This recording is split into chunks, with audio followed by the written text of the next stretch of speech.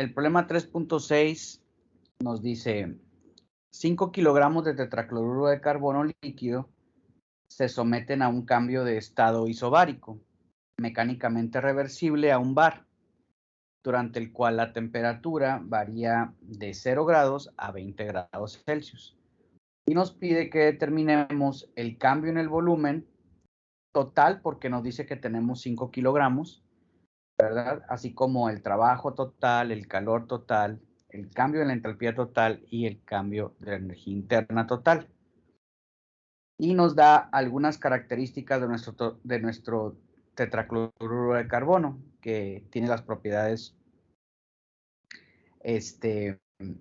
a un bar y 0 grados Celsius, y estas propiedades son independientes de la temperatura. Entonces, independientemente de que la temperatura cambien, las propiedades del tetracloruro, para este caso, no cambian. ¿Sí? Entonces, tenemos la beta, tenemos el Cp y tenemos la densidad del tetracloruro de carbono. ¿Sí? Entonces, bueno, si nosotros sabemos que tenemos un proceso isobárico, ¿sí? Pues quiere decir que tenemos un proceso a presión constante.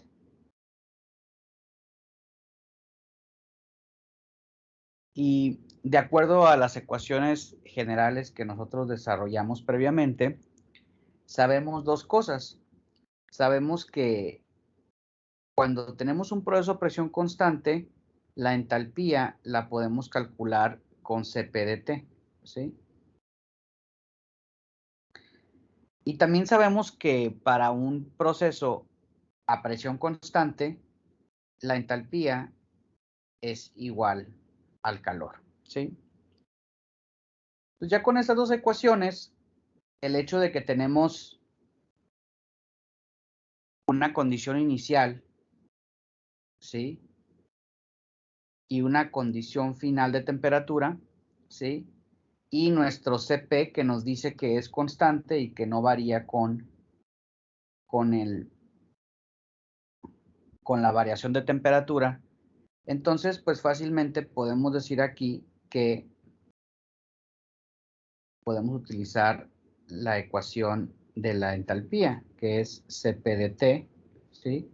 Y entonces el cambio en la entalpía sería igual al Cp, que es 0.84 kilojoules por kilogramo Kelvin, por el cambio de temperatura, que sería de la temperatura 2 a la temperatura 1, ¿sí? En este caso, la temperatura 2 serían 20 grados Celsius o 293.17 Kelvin, y aquí tendríamos 0 grados Celsius o 273.17 grados Kelvin, ¿sí? Como pueden ver, cuando es una resta, ¿sí? Como la conversión de grados Celsius a grados Kelvin es añadiéndole 273.17, pues entonces pudiéramos sustituir aquí grados Celsius y nos da la respuesta correcta. Ahora tenemos una diferencia de 20 Kelvin, ¿sí? 0.84 kilojoules por kilogramo Kelvin, pero recuerden que si dudan, conviertan siempre a Kelvin, ¿sí? Y entonces, si hacemos esta operación, nos quedaría que el cambio en la entalpía, ¿sí? Va a ser igual a 16.8 kilojoules por kilogramo.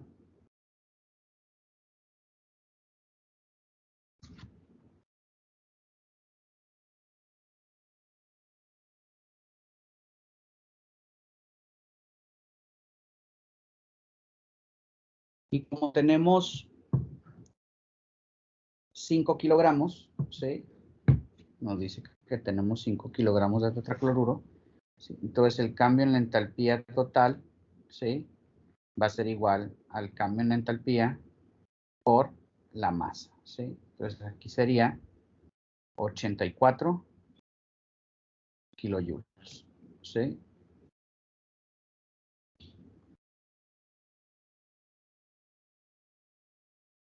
Ahora, también sabemos que el cambio en la entalpía, cuando tenemos un proceso a presión constante, es igual al cambio en el calor. Y entonces, el cambio en el calor, por lo tanto, también va a ser igual a 84 kilojoules, ¿sí?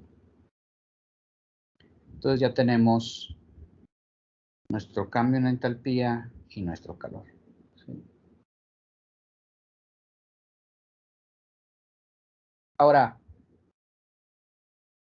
el proceso nos dice que es un proceso mecánicamente reversible, ¿sí? Y automáticamente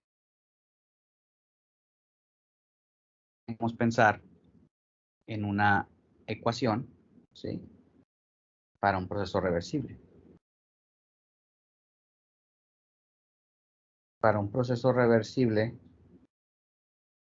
sabemos que el trabajo es igual a menos P de B, ¿sí?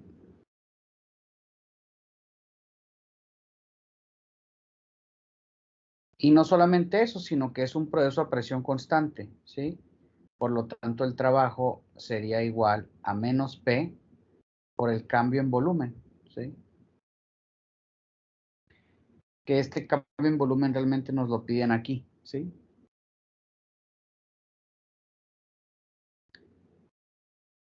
Entonces, ¿cómo pudiéramos nosotros obtener este cambio en volumen, ¿sí? De nuestro líquido? Pues podemos utilizar la ecuación para líquidos. Si ustedes recuerdan, ¿sí? Para líquidos reales,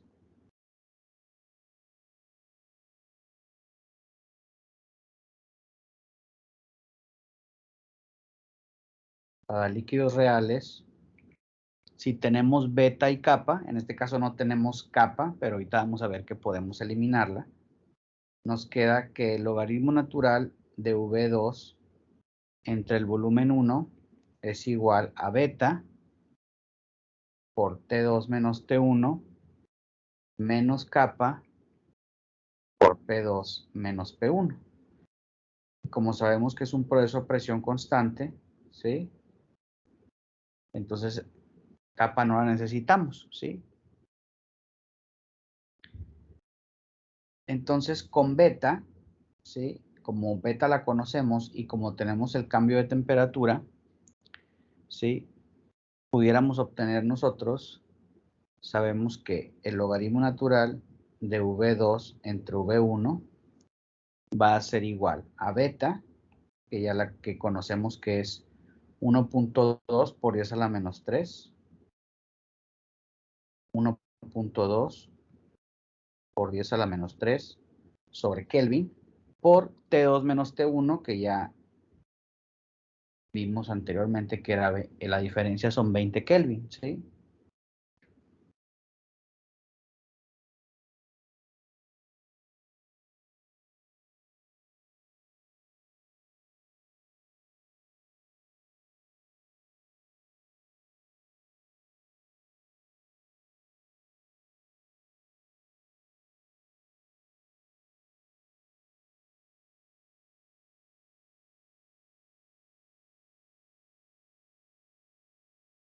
Entonces, lo que podemos hacer es decir, bueno, ¿a qué vale nuestra V2? ¿Sí? Si nosotros sacamos el exponencial, ¿sí? Nos va a quedar que V2 es igual, y luego este término de aquí, ¿sí? 1.2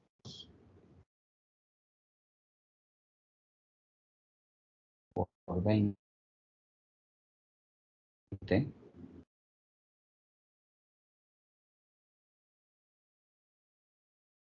Entonces, V2 va a ser igual a 1.024, ¿sí? El volumen 1.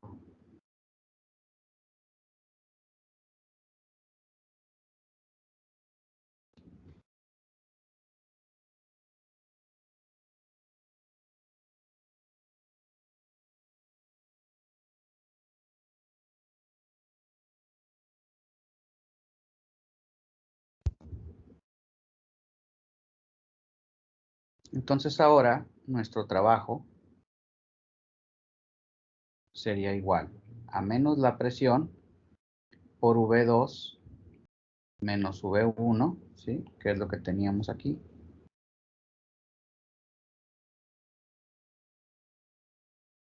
Entonces nuestro trabajo sería igual a menos la presión por 1.024 V1 menos V1, ¿sí?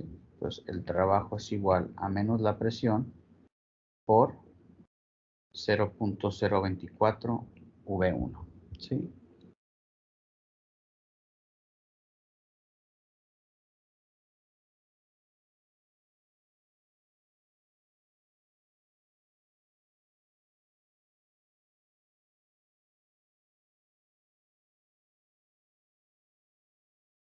Ahora, ¿cómo podemos estar diciendo que, ¿sí?, la densidad de 1590 kilogramos por metro cúbico, ¿sí? Nuestra densidad es igual a 1540, 90, perdón, kilogramos por metro cúbico. Por lo tanto, uno entre el volumen específico, el volumen específico sería igual a 1 sobre la densidad, ¿sí? Que sería un metro cúbico entre 1590 kilogramos, ¿sí?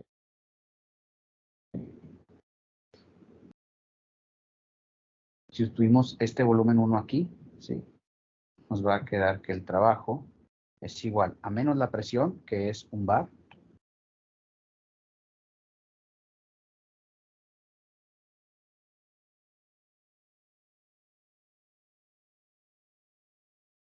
.024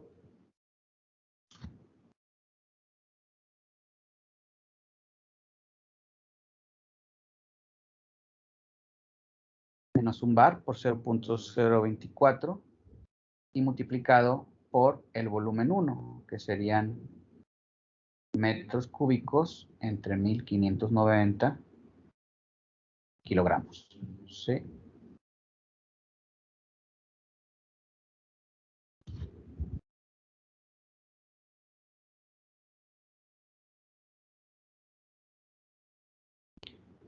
Entonces el trabajo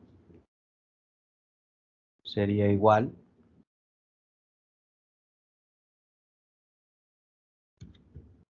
a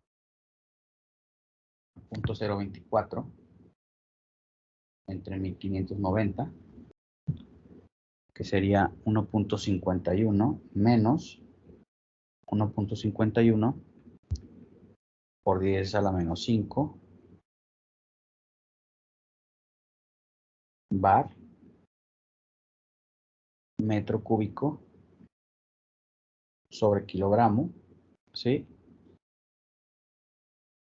Sabemos que 10 centímetros cúbicos bar es un joule, ¿sí? Sabemos que 100 centímetros al cubo es un metro cúbico, ¿sí? Entonces,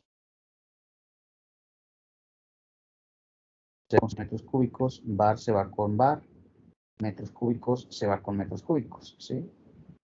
Y nos va a quedar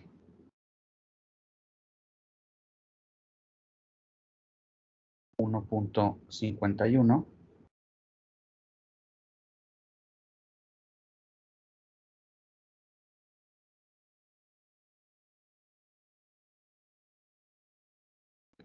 por 10 a la menos 5 entre 10 por 10 a la 6, ¿sí? Que nos quedaría el trabajo igual a menos 1.51 joules por kilogramo, ¿sí?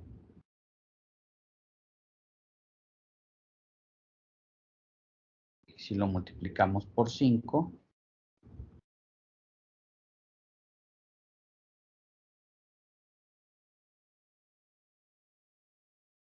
nos queda menos 7.55 joules, ¿sí? El trabajo total.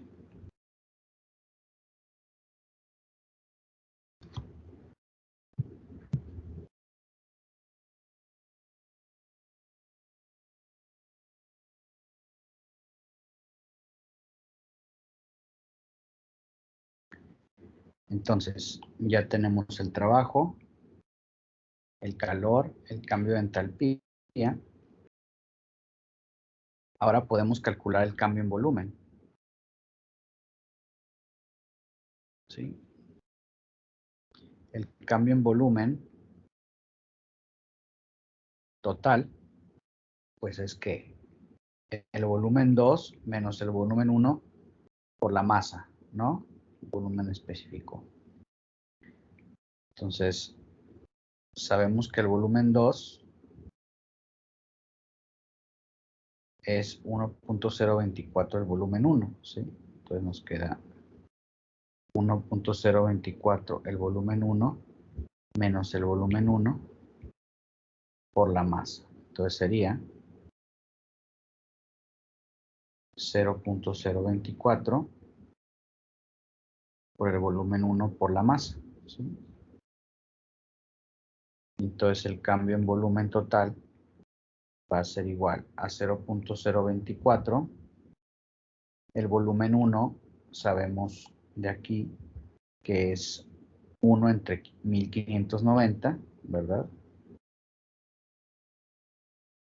Un metro cúbico entre 1590 kilogramos, ¿sí? Y la masa que son 5 kilogramos, ¿sí? Kilogramo se va con kilogramo y nos queda que el cambio en volumen total es igual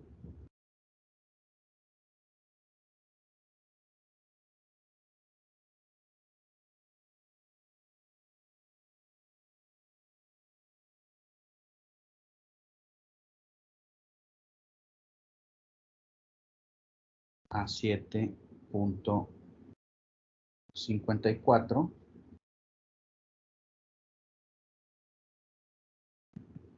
por 10 a la menos 5, ¿sí?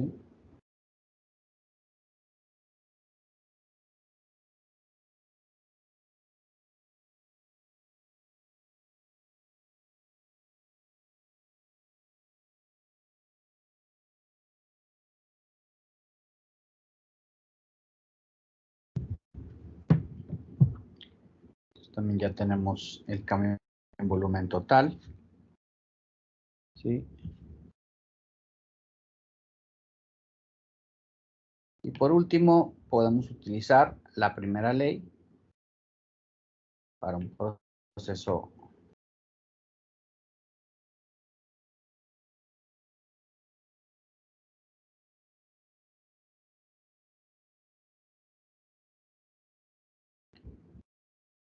proceso cerrado, ¿sí?